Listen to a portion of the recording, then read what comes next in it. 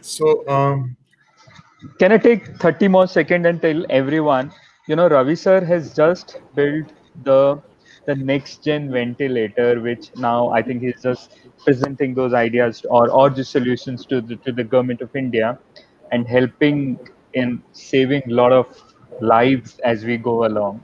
Sir, would you want to talk about that for a minute and then you could come back to your, yeah. okay. Now, first of all, Ramanan is a leader. He's a change maker. He has got way big responsibilities.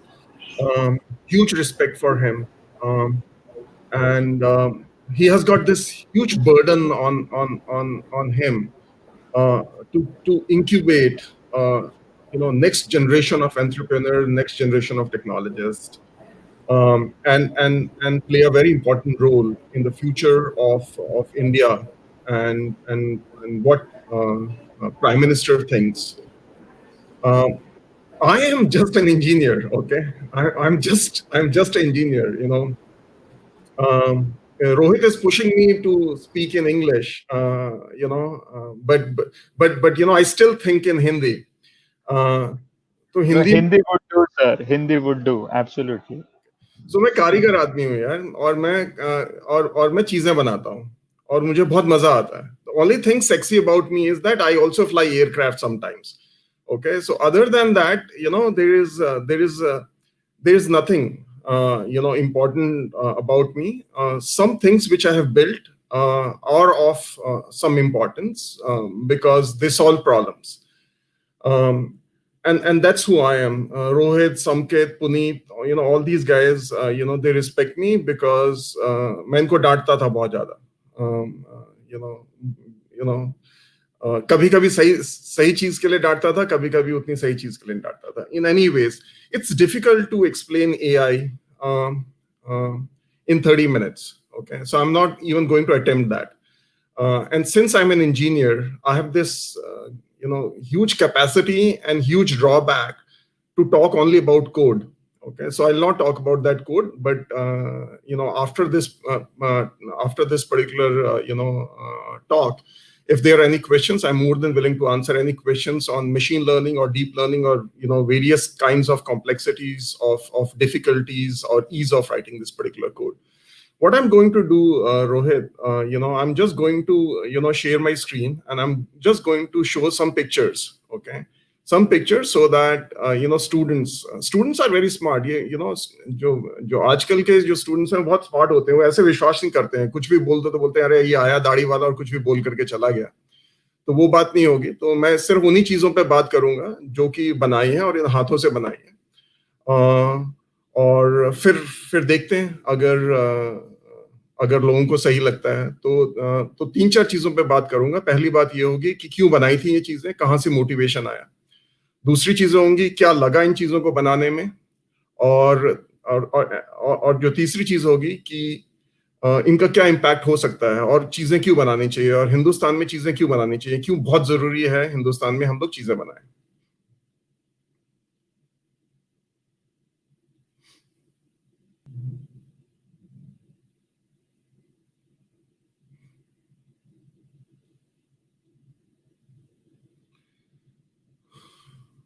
Okay. Rohit, you have to guide me that if you guys can see the screen.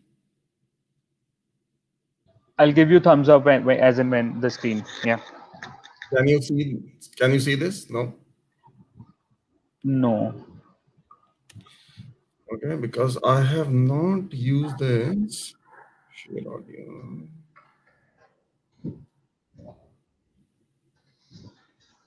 Application, entire screen, share. Shall I get Samkit to call you separately? No. Share this. I'm taking up to share this.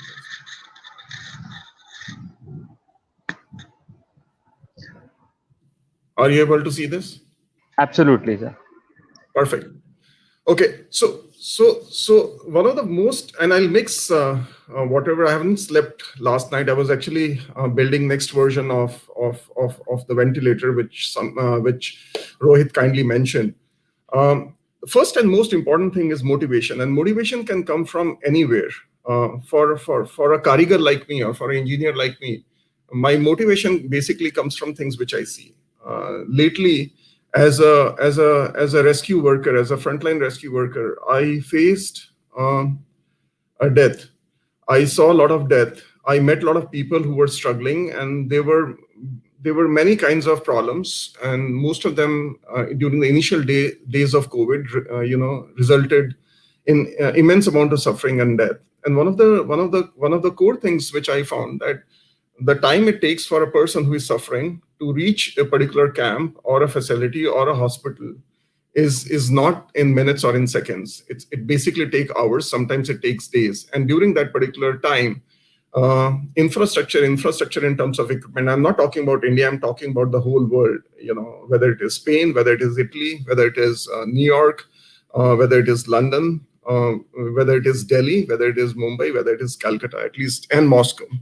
At least these places I was in, and it was the size. It was the size of the equipments. It was the complexity of the equipments, and if it was the sheer lack of numbers of availability of these equipments, which actually motivated me to think that something has to be done.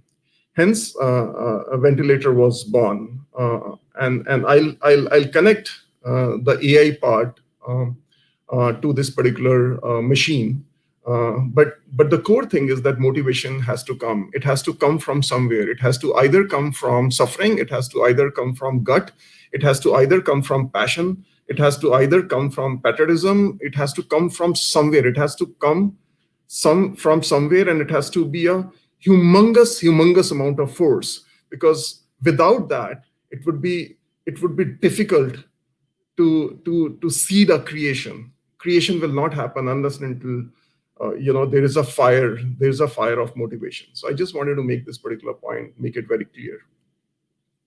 Second thing is, whenever you redefine, for example, as Ramnan kindly mentioned about creating jobs, our educational institutions today have this mindset of finding large companies, and hopefully they will come to campus and they will give jobs. Instead of that, why can't we do a mass entrepreneurship? Why can't we teach students who can create jobs? Some people can create jobs in villages. Some people can create jobs in towns. Some people can create jobs in cities. So there is a difference, and again, it's not about India. Globally, there is a huge difference between desire of youth, okay, and what kind of potential is being used. I'll give you a few examples. We take immense amount of pride in terms of services industry in India, which has done a tremendous job and which has taken brand India so forward. But if you actually look at people who work in the services industry, whether it is hospitals, whether it is BPOs, whether it is telecom, whether it is airports, whether it is airlines, hotels, look at reception, look at front desks, look at people who are working, in these industries. And look at their age. They are 18 years old, they are 19 years old, they are 20 years old, they are 21 years old, they are 24 years old. And they type like 4 or 5 keys, continuously for 8 hours, if 8 hours is the definition or the time of the work, again and again. Now, if this is the definition of employment, I totally disagree with that. So ultimately, it is not people like me who are going to understand the desire and basically satisfy that desire by creating potential opportunity. It is basically folks who are studying now or who have just passed out or who have experience of less than 2 years. They are the folks who are going to create these industries which actually create this bridge between desire and the usage of this potential. And AI will play a very important role, because AI demands, if you really want to write a AI code, it demands creativity.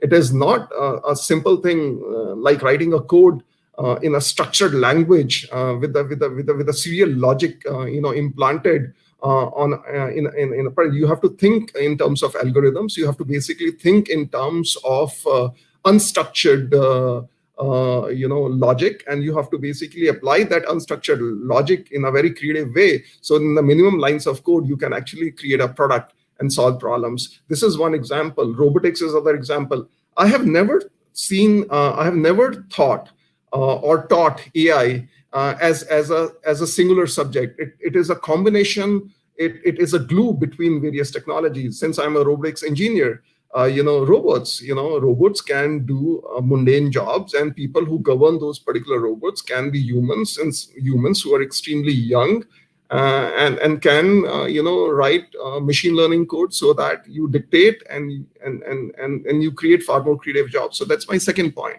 My third point is, build things. And this also, Ramanan mentioned, it's very, very important that we build things effectively, cheaply, locally, and cohesively in India. Okay, now this is a picture of a very simple equipment,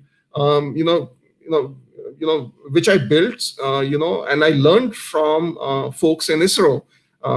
It's a very simple SAT equipment which can impart education, in villages, and villagers who are not even graduates can maintain it, can manage it. And these are now all over India, in remote areas of Jharkhand, of Himachal, of Uttaranchal, and all the stuff. So whenever you build things, okay, don't try to build things, from the perspective that it will make you a billionaire. Try to build things from the perspective of what is the need and who can satisfy that need, and does this actually reaches people, okay, who actually require this. Because as Ramanan rightly mentioned, those data are starking reality. They are a starking reality that some of the core problems of India are way deeper, and they need to be addressed. So my request to every person who is young and who is hearing me is to build things, and build things which are simple, which are cheap but beautiful, and which can be built locally. And that's my third point. And my last point, which I touched, is create mass entrepreneurship. If each one of you think that you like one problem and you're a problem solver, trust me, if you solve that particular problem, you will employ people. If you want to participate with someone else to solve that particular problem, you will actually create a job for yourself. So this is a mind shift. Mass entrepreneurship is very important. Large companies can only contribute to a particular, they're important, but they can only contribute to a particular extent. A revolution has to start, and that revolution has to seed from schools and colleges, from as mass entrepreneurship. Each one of you should create an industry, create a company wherever you are. Don't migrate, and basically create jobs, solve problems, create jobs. Now, before practical realities hit you and you say, oh, this bearded guy came and he gave some lecture and all this stuff, I'll basically showcase you some of the things, and I'll touch upon AI. And if you want to go deeper, I can go deeper later on. These are all based on the creations. They are all patented. They are all in public space. Okay. First thing, design is very important. One of the things which we always forget, and we depend upon Western world, is design. And design doesn't mean the beauty or the product or something like that. My focus and my passion is platform-based design. That means you create design once, and you create multiple versions or multiple instrumentations or multiple machines out of it. So one of the things which Rohit mentioned, when I created one of the first robots, it was not to solve one problem. I knew that there are multiple problems. So I created a platform-based design. And then I thought, hey, I have got only this much of money, so why can't I basically test my design with first machine? And then the second machine came, and then the third machine came. And this is the latest version of this machine, which can read to a certain extent, and which can actually respond to your instruction. This is the another version of the same machine, okay, which can actually take objects from place 1 to place 2, and it has got cognitive ability to find out obstacles and clear those obstacles on its own. Third one, which shows the strength. It can actually carry heavy objects from one place to another. Same platform design, multiple machines. And this is the last one, which I'm working on, where same platform, same design, just by writing a little bit more code and adding more instrumentation and some equipment to it, you can actually convert that same series of these three robots and create a fourth robot, which can solve or cleanse or help people who are suffering from COVID, or facilities which require sanitations, and humans should not intervene, or we can help humans by not doing those kind of jobs. So that's my point. That's my first point, and I'm going to impress upon this particular point with the second one, which Rohit kindly mentioned, is a ventilator. Again, same one design, and already have created two different kinds of ventilators. The first one, if you actually look at this, is basically a very simple design, for anyone who doesn't knows how to operate a medical instrumentation. Basically takes air from outside and pushes into lungs, and if you happen to have an oxygen cylinder, you can attach to it, and you can actually do this. Not a perfect one, but it is extremely useful if you don't know this, and if you are in a small town or village, you can actually use this particular thing to save lives, at least to save lives while it reaches a particular hospital or a health facility. The second one is basically MB-bag, say MB-bag based design, same design, okay, just more equipment. So same platform design, and you can extend it and you can scale it, far more sophisticated, and you can do that. And I can carry on. Ramanan mentioned about this thing. Create a platform based on blockchain. This is one of the patents which I have written, and multiple platforms can be created from this particular platform. This is one platform on blockchain, and you can create a platform for airline industry, for healthcare industry, and all that stuff. I'm not going to get into details. It's a little bit technical, and this is the code. One of the things which I end my talks is I always show code, and I always show code of AI. One of the things which didn't happen in India, but it happened in some and few countries, is e-commerce companies who understood emotions of their customers. They exactly knew what is the need of their customers in this COVID zone, and it took them very less time to make sure that people who need a particular commodity are serviced, and they made money, and customers were satisfied. Now, in the end, whatever you build, it has to be adopted. It should not be there on the paper. So I'm not a big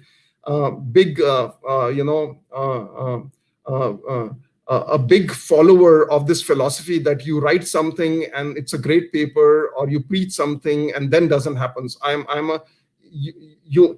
would rather build something with a flaw than write a great paper. So adoption is the key. Whatever you guys write or build, it has to be adopted, and customers or people who use it, okay, are the biggest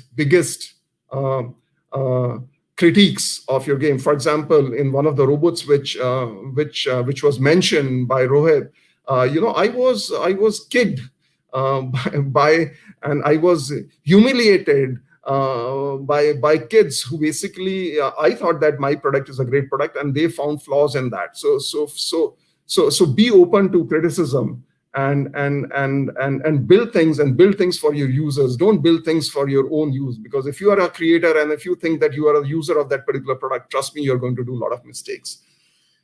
And build intelligent machines, and that's all I wanted to communicate. And this is kind of my journey of last 8 or 9 months, and hope it made sense. Any questions I can address if we have time. Rohit, over to you. Two questions that we would want you to address. Ayush Sinha has asked, what is your opinion on the ongoing idea that AI will take over human race? I know your point of view. No, look, I'm not intelligent enough to even answer that. As I said, I'm an engineer. I build things. Uh, uh, uh, there are two beautiful things which are happening in AI. One, this initial philosophy that you require tremendous amount of data, okay, for machine learning, that philosophy is now going away in most use cases. Okay, there are pre-built, pre-intelligent, pre-seeded intelligent code and machines which are available. So that's a great thing which is happening. Okay, in a deep learning space, accuracy is lesser in terms of outcomes, but slowly and steadily, that will also resolve. Now, I'm not going to get into how it will take on the world. I will tell you what I have done in this particular ventilator because I'm fresh in terms of writing that particular code. Now, usually, when you breathe, okay, you generate an enormous amount of data.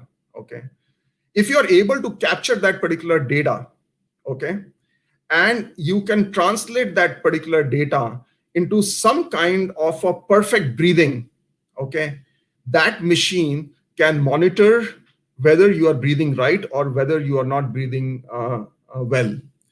If that intelligence can be built in a ventilator, you can actually solve the amount of air, amount of oxygen which human body requires.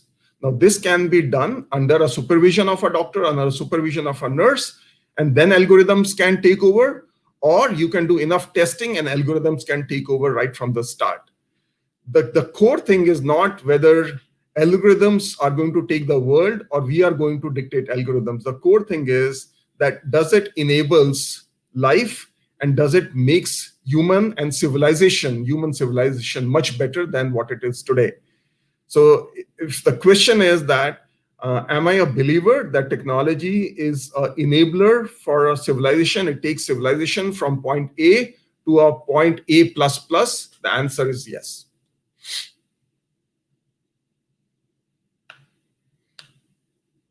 My last question to you would be, sir, I mean, there are many questions that, and I could maybe tell our audiences you could connect with Ravi sir on his Twitter ID. He is most active on Twitter. You could shoot him a question; he'll be able to answer it there and then.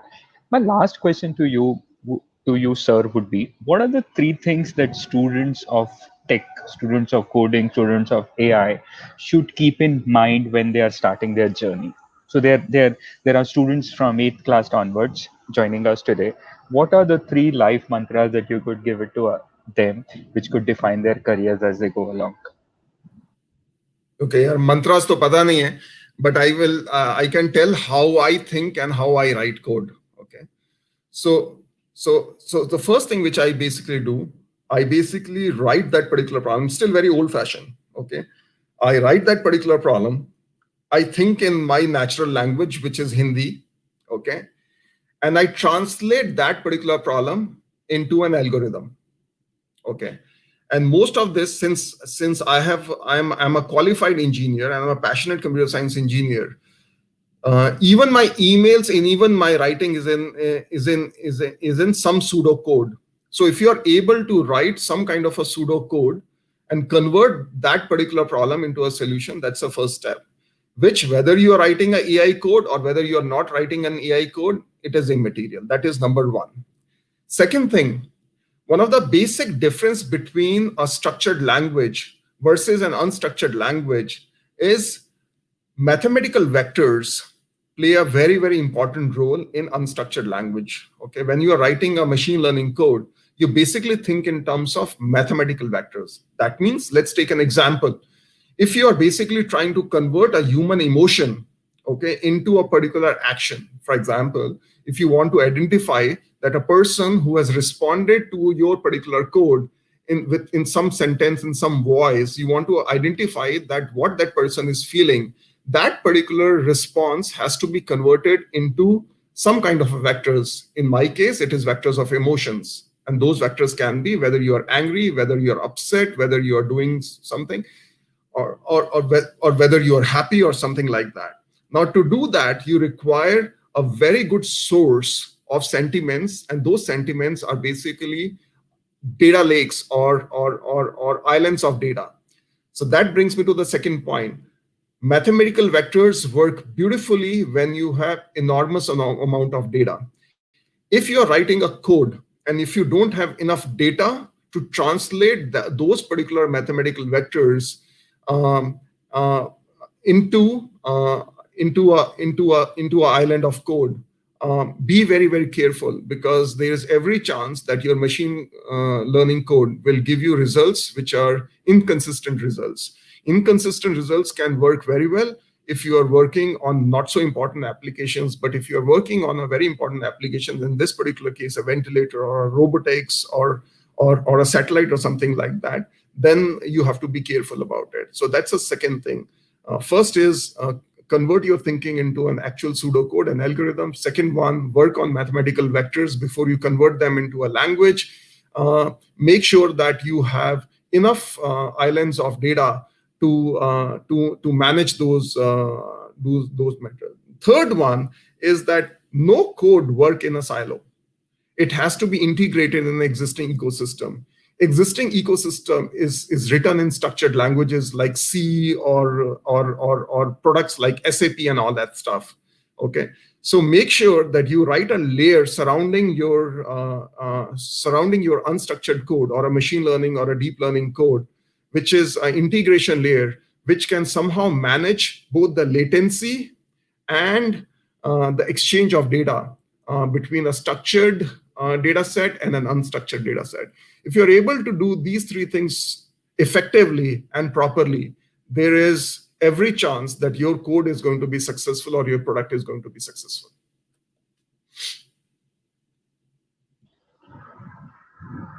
Thank you so much, sir. Thank you for giving us your time.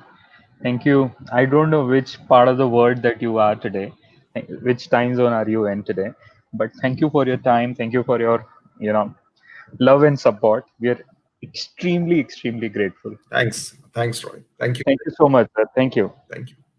Thank you.